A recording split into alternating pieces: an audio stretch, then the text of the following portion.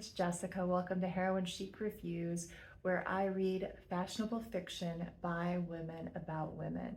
Today I'm here to share with you my thoughts on The Drowning Woman by Robyn Harding. She set it roughly 2021 during the pandemic in Seattle, Washington.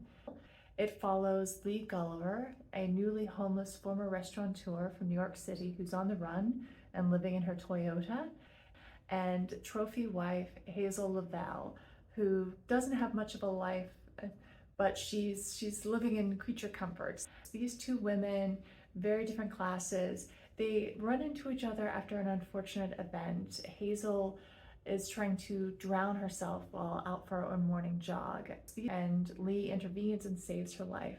From there, the story picks up and things really escalate.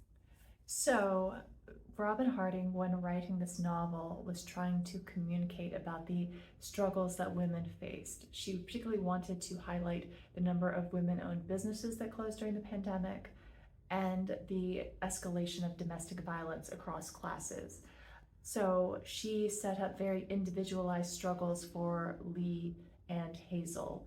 These are reflected as we get to know the women through their respective chapters. In terms of themes, The Drowning Woman really explores the ideas of savings, of social standing, identity, and family.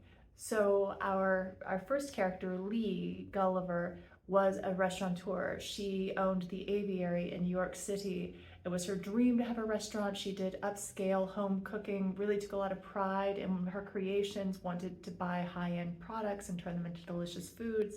She had a lot of investors, and some of them were rather shady, unethical people, and she was so eager to see her dream become a reality that she ignored some of the warning signs, and this led to trouble as New York required lockdowns per pandemic guidelines.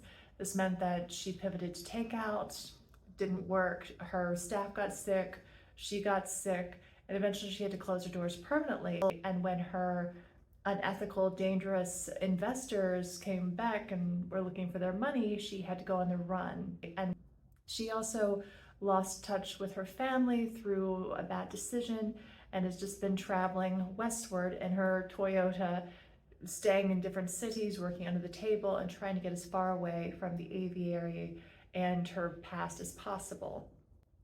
And this brings us to Hazel. Hazel is a woman who traded on her beauty, is the only child of a single mother, and she never really excelled at school, loved baking, loved shopping, and she and her mother had a fractious relationship, but they were mother and daughter no matter what. And later in life, Hazel was diagnosed with a learning disorder and realized that it was going to be more difficult for her to aspire to be anything other than a model. And shortly after that, she met very successful Benjamin Laval, an attorney who had a penchant for control games in the bedroom. And knowing this, Hazel believed that her beauty and ingenuity and inventiveness and intimacy would allow her to adapt, and she could keep up with Benjamin, all would be well. Several years into the marriage, she has learned that is not the case, and she is looking for a way out. My final thoughts regarding The Drowning Woman by Robyn Harding are that this is a novel I think thriller readers would enjoy. It has kind of a basic formula, fast-moving intro, pretty well-developed characters, particularly Lee. She's very sympathetic.